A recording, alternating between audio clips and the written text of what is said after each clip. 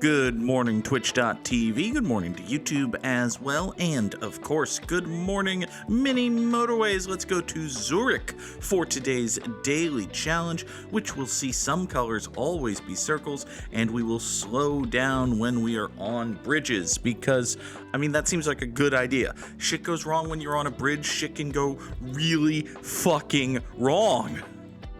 Good morning, Sunflare Space. Sunny was here first. Good morning, Coffee Cafe and Bagoonicorn as well. Oh, it is a stretch kind of day. All right. Here's a true story. Here's the thing that happened to me yesterday. I'm gonna tell a thing that happened to me yesterday, and then we're gonna whine about AEW. So get ready. Here's the thing that happened to me yesterday. I had a job for work. Rare weekend proceeding comes up, and I have to go to Boston. Good morning, Paula Ghost. Happy to have you here a lot as well. So I have to go to Boston, and I have to be there at like 8:30, and Boston is a ways away, and traffic is a thing even on Sundays. So I leave the house at like 6, which meant that I was up at like 5:15. So I get up at 5:15, I shower, I shave, I put on a suit, I pack my shit, I get in the car, I go to Boston, right? And I park, and I walk through, and I find my way to the place that we have to go. Let's take another tunnel here because there are rocks. And I get to the building where this meeting thing is supposed to be held at like 8:05. The proceeding's supposed to start at 9:30, and I have to be there by 8:30, so, getting there at 8:05 means that I'm doing everything just great. I get there, and security won't let me in because I'm not on the list, even though they were supposed to put me on the list. But it's okay. It's whatever. I'll just call the client and explain the situation. It goes straight to voicemail because it's Sunday. There's nobody at the front desk. So I'm there, and I'm waiting, and I call my employers, and I'm like, hey, there's nobody here. They won't let me in. And they're like, huh, that's weird. We'll call them, and you just sit and chill, and, if anyone comes and gets you, cool. For an hour and a half. Until 9:45, 15 minutes after this thing is supposed to start, an hour and 15 minutes after I'm supposed to be there, my employer is like, well, we can't get a hold of them. Nobody's there. Nobody's called. I guess you're good to go. So I'm shrugging, and I'm like, okay, well, I got paid to be in Boston. I got paid to travel here. It kind of stinks that the thing didn't go through, but also I didn't have to work, so whatever, it's not my fault. And I move on with my fucking life. I pack my shit, I get in the car, I go back, I get in the parking garage, I'm ready to leave. I'm in reverse, and I get a message saying, wait! The client has called, and they want to know where you are, and they're very angry that you're not there. And I'm like, what?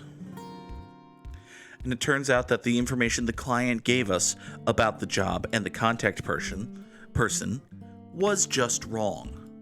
That person is not the contact. Another person is the contact, someone we've never heard of. So now, by the way, am I okay with this dark blue thing being here? So now the client is mad that I'm not there, and the client is then further angered by the discovery that it would take me like 45 minutes to get ready if I hurry and get lucky. Because, we bake in an hour to get ready, and I'm sprint rushing. So I go back and forth with my employer, and my employer goes back and forth with the client, and eventually the client is like, fuck this! And they decide not to do the thing, or at least not to do the thing with us. They probably did the thing, just not with us. So my employer was like, okay, go home, we mean it this time. And I'm like, okay. Except now, it's, I have the feeling that I'm in trouble even though I did nothing wrong. And I keep thinking back, and I'm like, no, I did this thing I'm supposed to do. I did this, which is the way I'm supposed to do it. I did this, which is the way I'm supposed to do it. I did nothing wrong. And I have to reassure myself like 8 times that I did nothing wrong, when, in fact, I did nothing wrong. So, that's lovely. That was my Sunday. And then I came home and lost a bunch of fake money on fake sports gambling because I had a bad day. It happens. I bet on a bunch of teams that didn't win. That is a thing that happens. All right. You, greens, go up this way. So that was my Sunday. But I wanted to whine. The bulk of the whining is going to be about my Saturday, because Saturday there was an AEW pay-per-view. AEW Full Gear was this past Saturday. And listen, there was some incredible stuff on AEW Full Gear. Jon Moxley and Orange Cassidy had another really good match. Hangman Adam Page and Swerve Strickland had the most ridiculously violent, bloody, brutal death match you'll ever fucking see, but in a good way. It was a really, really, really, really good show when it wasn't busy being a really, really, really, really, really, really annoying show. We're going to take a bridge here. One of the chief complaints that a lot of people have had about AEW, somewhat for AEW's entire existence, but also particularly over the last couple of months, is that AEW is taking a lot of cues in production, in storytelling, in match layout, really in everything from WWE. And part of that is WWE is a wrestling company, AEW is a wrestling company. There are certain things wrestling companies do, and certain things that happen in wrestling that AEW does that WWE has also done. So I find that some of the criticisms of AEW being too much like WWE are a little bit like, yeah, Coca-Cola is a little bit like Pepsi-Cola in that they both make cola, you know? At the same time, there are certain tics of AEW, or of WWE rather. There are certain WWE tics that one would think are just WWE's house style, and not necessarily the only way you can produce a wrestling television program, that AEW has just picked up and started to use. And those were all over the fucking place this past Saturday at AEW Full Gear, which was frustrating and annoying. But, so there's that. But the main thing I want to talk about, MV dropping a crab rave. Good morning, MV. Let's put this third house up here. This red situation is wildly untenable, but, you know, it's gonna be fine. You go over that way. The main thing I want to complain about, he says 8 minutes into the episode. I just want to tell the story of the main event of the pay-per-view to people who basically aren't wrestling fans and didn't watch the show, and see if you think this is a good story. See if you think this makes sense. See if you think this is understandable or reasonable or logical. Spoiler alert, folks, it's not. But anyway. So Maxwell Jacob Friedman, MJF, is the AEW World Champion. He won the world title a year ago. He's defended it a bunch of times, and this Saturday at the pay-per-view, he was defending his world title against Jay White. Jay White's a competent, credible challenger. He's a reasonable guy to challenge for the world title. He and Max have been embroiled in a bitter personal rivalry, which frequently happens when a dude is... you will give me a motorway, please. You know, Jay White, perfectly credible world champion, challenger type guy. No problem with that. However, Maxwell Jacob Friedman is also one half of the Ring of Honor World Tag Team Champions with his good buddy Adam Cole. You may remember that they won this title at the big All-In show in London back in August, and Adam Cole and MJF are the best of friends in the whole wide world, and Adam Cole and MJF are the Ring of Honor Tag Team Champions. But because they're champions, they have to defend those titles. It's a thing that happens in wrestling. Now, a couple of months ago, Adam Cole fucked the fuck out of his ankle. He was just he wasn't even wrestling a match or doing anything terribly physical. He ran down the entrance ramp, jumped off of like a 2-foot stage, and then continued trying to run around the ring. I say trying because when he landed from jumping off of the like 2-foot stage, he fucked his ankle to shit. And has had to have multiple major reconstructive surgeries on the ankle that he fucked to shit. Adam Cole and MJF, as previously stated, are the Ring of Honor Tag Team Champions, and as previously stated, when you are champions, you have to defend your titles. This is all logical and reasonable. Last month, MJF managed to successfully defend the titles all by himself against this group of schmucks who don't matter. This month, MJF had to defend the Ring of Honor tag titles against the Guns, and the Guns are Billy Gunn's kids. We've talked about them before. Hey, question, real quick. How the fuck am I going to get Reds over to here? A house trade is probably involved here. I've got this group of Reds. I don't have any tunnels. I do have this tunnel, which I could get back, but okay. This business here is no longer going to mooch off of this business here. Instead, this business here is going to mooch off of this business here. You two houses support those two businesses. That's going to be, let's pretend, fine. Let's just pretend that that's going to be fine. That's going to be fine. It's fun to pretend. Okay. Still doesn't really get... Well, now we got to get this back over to here, which, if we do that, and I'm very confused now. If I kill this bridge, I can use that bridge to get over to here.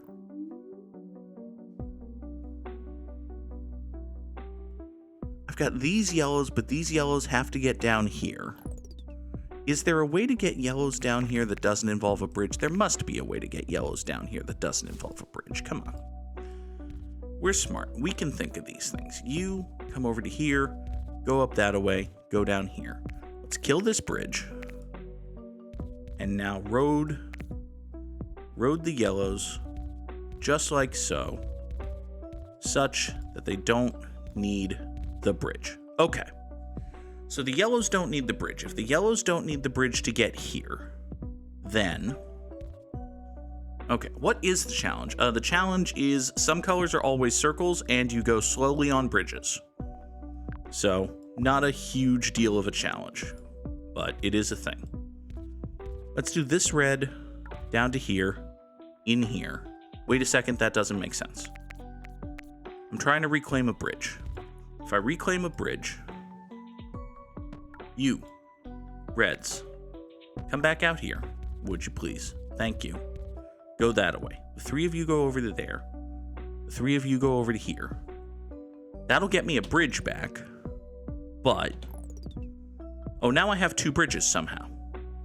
I have no idea how I've come to be in possession of two bridges, but because I'm in possession of two bridges, everything's just fine. Because you two can go over to that way, and then you can come up here and down like so, and the four of you service that, and now everything. How did I get a second bridge back? I killed the bridge going around here. I killed the bridge going over... Okay, fine, whatever. So last month, MJF defended the Ring of Honor Tag Team titles all by himself by beating a couple of jamokes who don't matter. This month, he had to defend against the Guns, and the Guns are like a legitimate, credible tag team, so he couldn't defend them all by himself.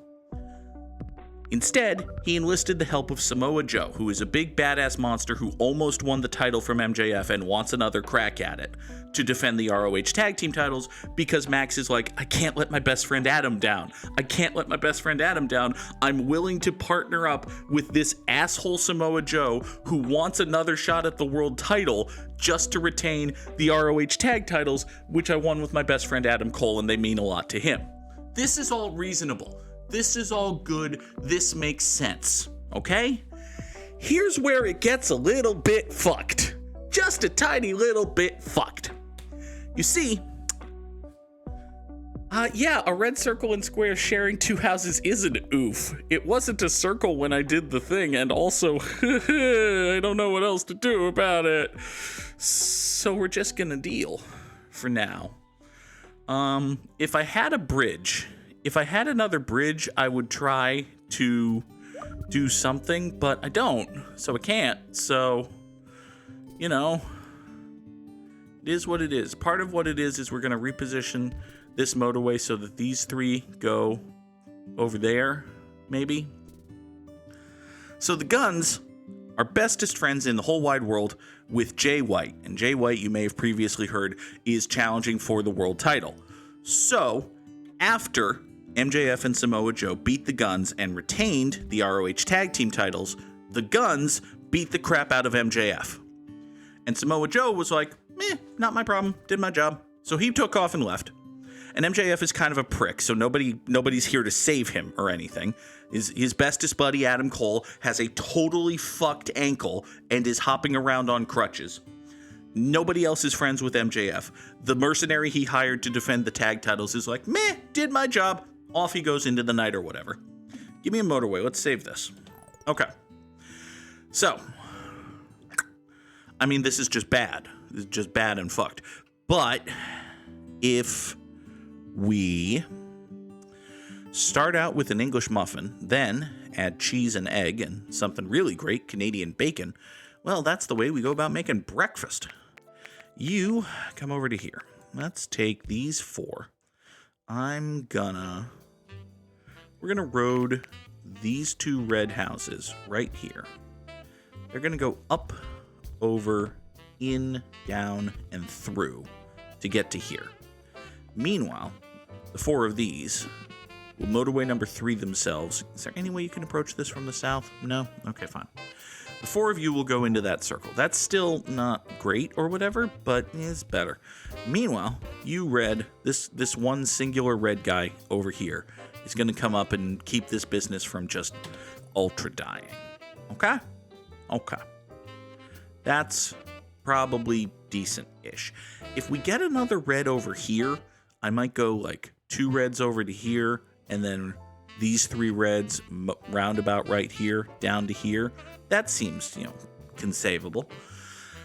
Could the yellow go the left way around the red square? I mean, given this and this, yes. Yes, absolutely. I think perhaps we can do this, and then this. You just cut that way, swing this way, and you do that. That makes a lot more sense and is less road. Less road, more better. So the Guns, bestest friend in the whole wide world with Jay White, beat the ever-loving shit out of MJF, and they smash his leg to smithereens or whatever, and MJF gets carted off in an ambulance. Now, you may have previously heard that MJF is the world champion and is scheduled to defend his title in the main event of the pay-per-view against Jay White. This is bad for MJF. As it happens, MJF's bestest friend in the whole wide world, Adam Cole, is there at the show. Because it's a pay-per-view and his friend Max has a big title defense or whatever, he decides to, haul his legitimately ankle-fucked ass to Los Angeles and be there to support his buddy Max. That's cool. As MJF is being carted off in the ambulance, he's screaming and crying and wailing and begging Adam Cole, "Don't let him take my title, Adam! Don't let him take my title away from me!" Because he really likes being the world champion, because it's important to him. And Max is like, and Adam's like, I won't, I'll do whatever it takes. And what happens is, on the pay-per-view, after the opening match, they wheel out Tony Schiavone, who's an interviewer, and they have Tony Schiavone start to make the announcement that Maxwell Jacob Friedman can't compete tonight because his ankle got fucked by the Guns, and due to forfeit, your new world heavyweight champion is Jay White. And then Adam Cole's music hits. And Adam Cole hobbles on out on his crutches, his legitimate, actual, serious, real-world injury fucking crutches, and is like, "No! Wait! Don't do it. Don't strip Max of the title. I'll fight for Max. I'll fight in his stead.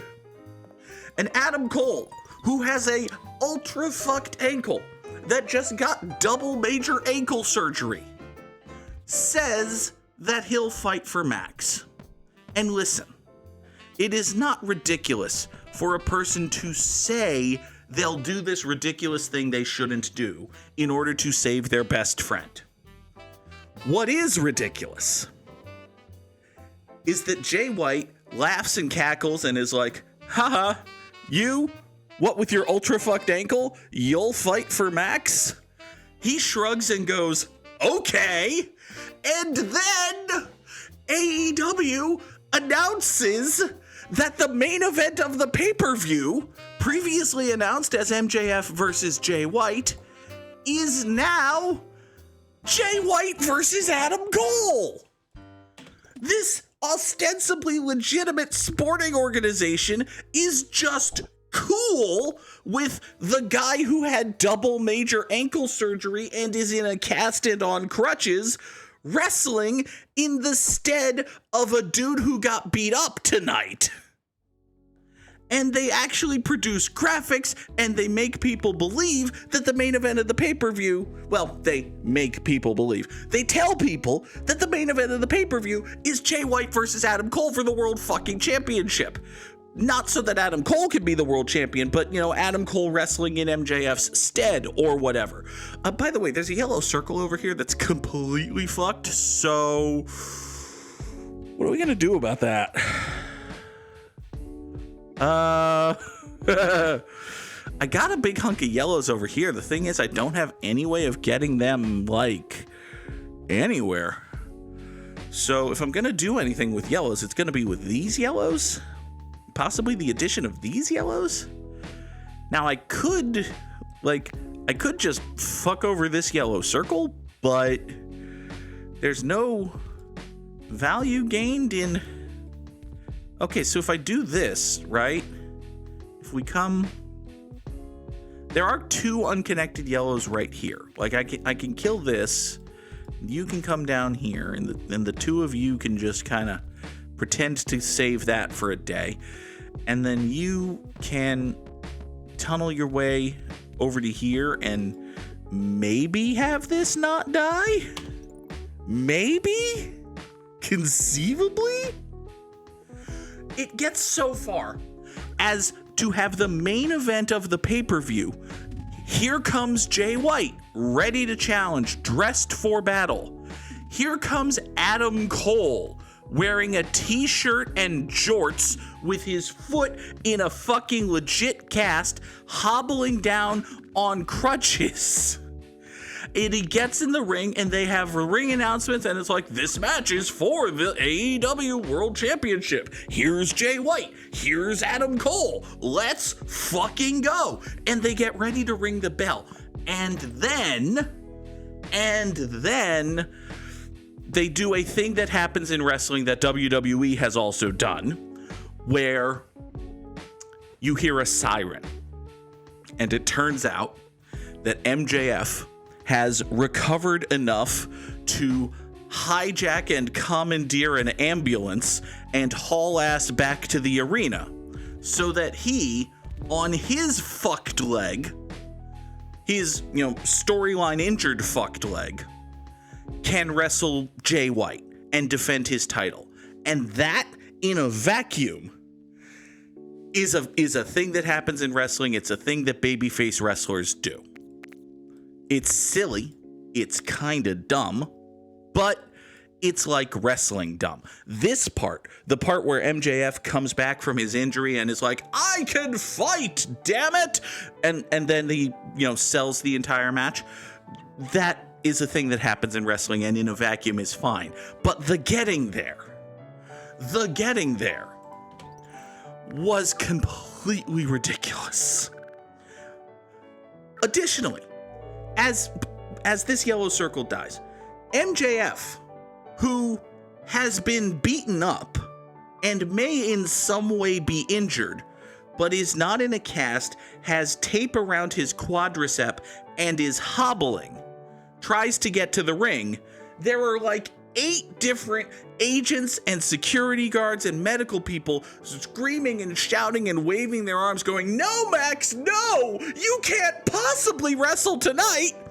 Meanwhile, in case you need to be reminded, 2 minutes earlier, Adam Cole, dude who has a legitimately ultra-fucked ankle, hobbled to the ring on crutches, his foot in a cast, with full entrance and pyro and ballyhoo, and they had a ring announcement and an introduction and graphics made, and they were all fine. Everybody was all fine with the idea that Adam Cole would go in there and get his shit wrecked by Jay White, but they're not fine with the idea that MJF might go in there and put up a fight against Jay White.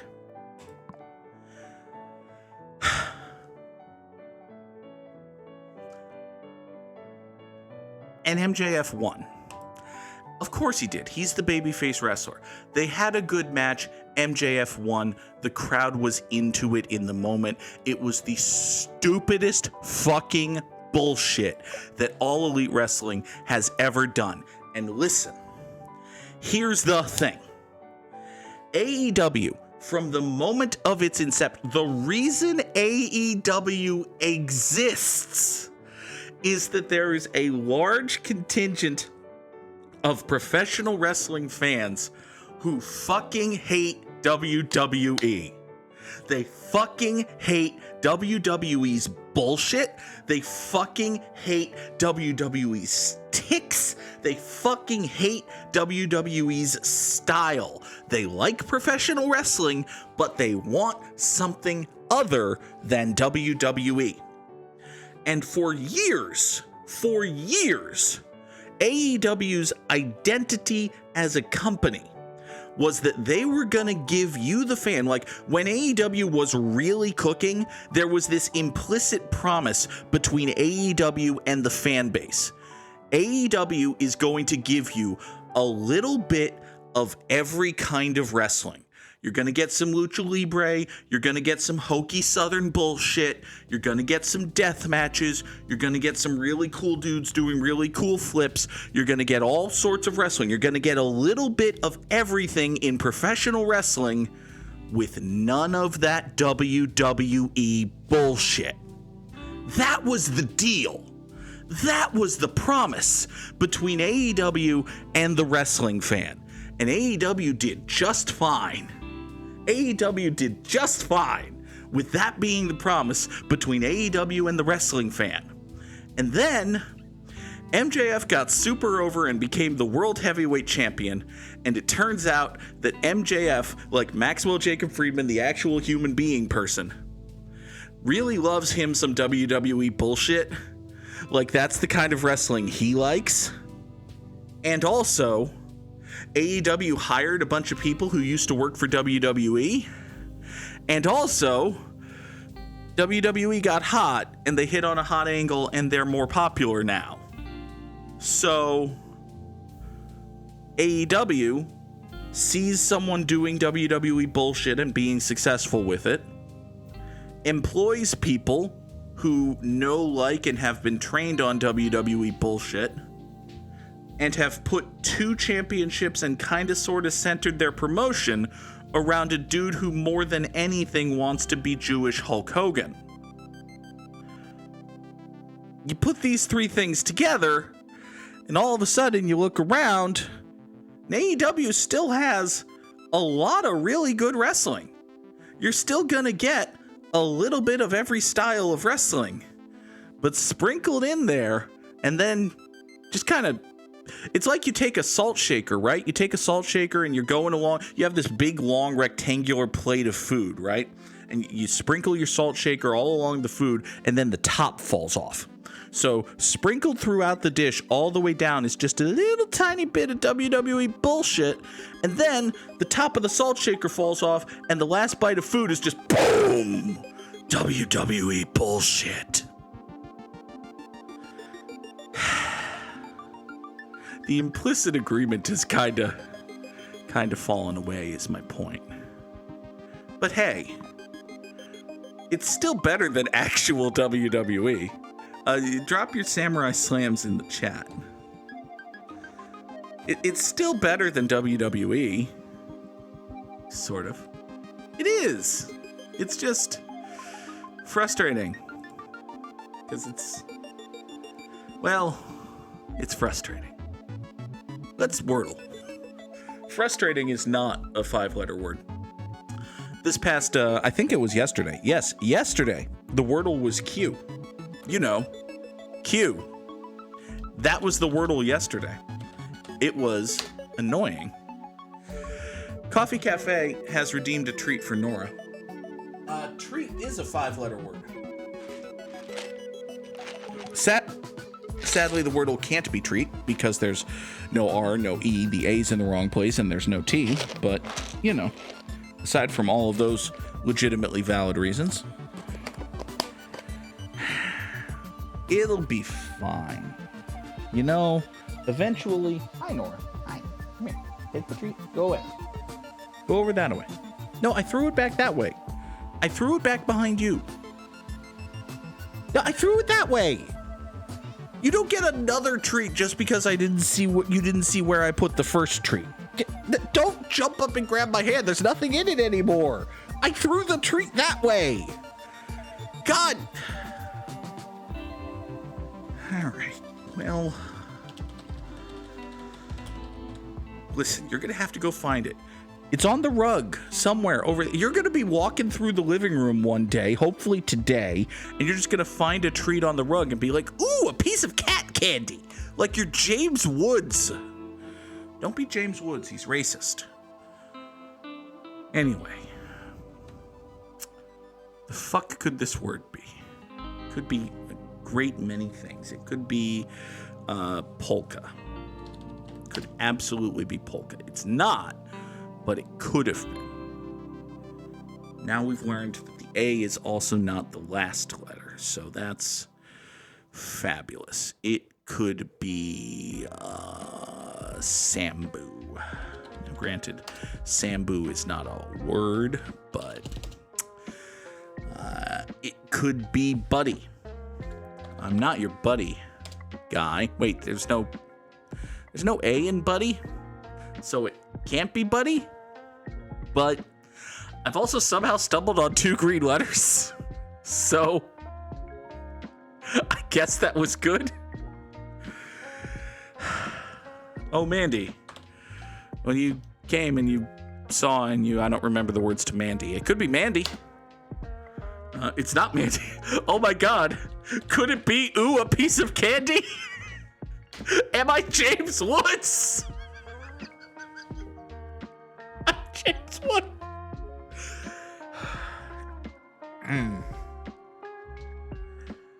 Ooh, a piece of candy.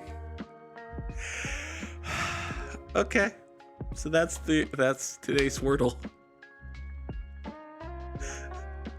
Let's do yesterday's Immaculate Grid. We need Giants, Atlantans, Reds, Orioles, dudes who had a 300 batting average in a season, and players picked in the first round of the draft. Yeesh. I don't know shit about the MLB draft. Nobody knows shit about the MLB draft. The problem with the MLB draft as a television product that people care about is that your average MLB first round draft pick spends like 2 to 7 years in the minor leagues. Also, there are weird incentives and bullshit, and very rarely are the best players picked in roughly the best order, which is bad. But anyway, all right, let's do our best here. I think Buster Posey was a first round draft pick by the Giants. Hey, I was right about that. Good. I think Chipper Jones was a first round draft pick by Atlanta. Hey, I was right about that. Can I name a single fucking first round pick? Maybe Homer Bailey? Like, if you're guessing at who would have been a first round draft pick, the best thing you can do is think of a well-regarded prospect who turned into a very good player and is also white. Because the kind of player who gets selected in the first round of the MLB draft is a player who comes up through prep school and college. And yeah, Buster Posey and Chipper Jones are some baseball ass names. The kind of player who gets picked in the first round of the MLB draft is the kind of player who comes up through the American prep school and college system, which basically means, especially in this day and age, they grew up rich and suburban, which almost by default means you grew up white and then continued to be white. It's very rare for a person to grow up white. And I'm just going to stop talking. A Cincinnati Reds first round draft pick is going to be Homer Bailey. Maybe. Hopefully. Hey, I was right about stuff. I nailed the first round draft pick column. Yes. I'm so happy now to completely fuck it up. Okay. An Atlanta baseball player who had a 300 batting average in a season is Ronald Acuna. Ronald Acuna? Maybe? Possibly? That sounds right. Ronald Acuna Jr.? Hey, I was right about stuff. Great. San Francisco Giant who had a 300 batting average in a season is Willie Mays. There. That's a nice, safe, easy bet. Thank you. And a Cincinnati Red who had a 300 batting average in a season is... it's probably Pete Rose. I was going to say Jimmy Rollins, but Pete Rose is a safer bet. There you go. Okay. Joey Votto would have been a good pick. Now, it gets a little bit trickier as we have to connect teams. Okay, it's just one team, the Baltimore Orioles. We have to think of Baltimore Orioles who have played for the Reds or Atlanta or the Giants, which, oh boy. Okay, well, let's just name some Orioles. Manny Machado doesn't fit. Sammy Sosa doesn't fit. Otis Nixon was never an Oriole. Who the hell is Brian Robinson? Eric Bedard. Was Eric Bedard an Atlantan? I think Eric Bedard was an Atlantan. I also think he may have been a Giant. Feels right to say that Eric Bedard was an Atlantan, but I'm not 100% sure about that. Did Ubaldo Jimenez catch on anywhere after he flamed out with the Orioles? I don't think so.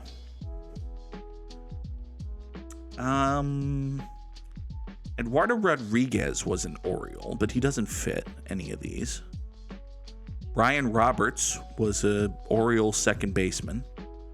I think he played for the Giants? Also? Maybe? Like, this could easily be Brian Roberts. This could easily be Eric Bedard, but I'm not 100% sure about either of those. Adam Jones was an Oriole. He might have played for Atlanta. Rafael Palmeiro was an Oriole. Jim Thome was an Oriole. Jim Thome doesn't fit.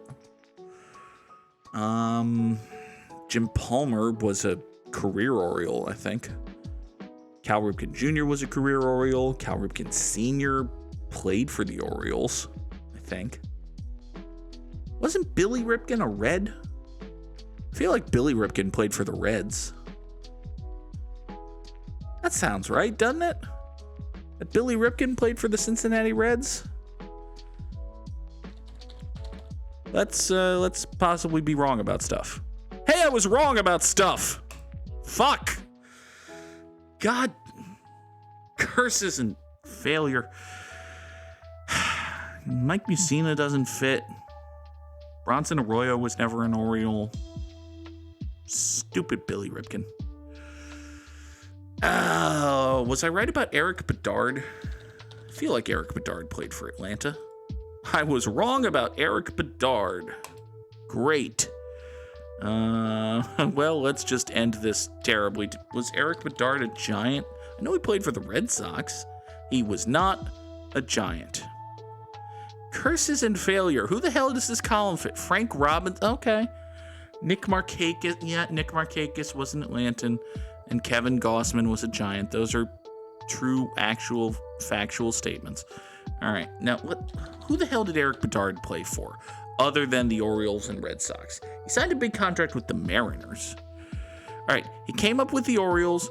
He signed a big contract with the Mariners. He kind of, oh wow, he was really good. I forgot the 2009. Oh well, he got hurt a bunch. That's the problem. Then he went to the Red Sox. Hey, he was pretty good with the 2011 Red Sox for 38 innings. Okay. And then he bounced around for the Pirates, the Astros, and the Rays, and then it was the end of his career because he was 35 years old and bad at baseball. And listen, if you're 38 years old and bad at 35 years old even, and bad at baseball, they don't let you play Major League Baseball anymore. So that's Eric Bedard. He had a career. He was a guy. He was pretty good when he was good. Then he stopped being good, as typically happens. Time comes for us all, as they say. But that is going to do it for us here today on Good Morning Mini Motorways. Thank you for indulging my venting and ranting about all elite wrestling and how it is ever so slightly less elite sometimes. But also, go watch that Swerve Hangman match. If you like you some professional wrestling, especially some horrifically bloody and violent professional wrestling. I'm not a deathmatch guy, but that was a hell of a deathmatch. So I might just be a hell of a deathmatch guy. Who's to say?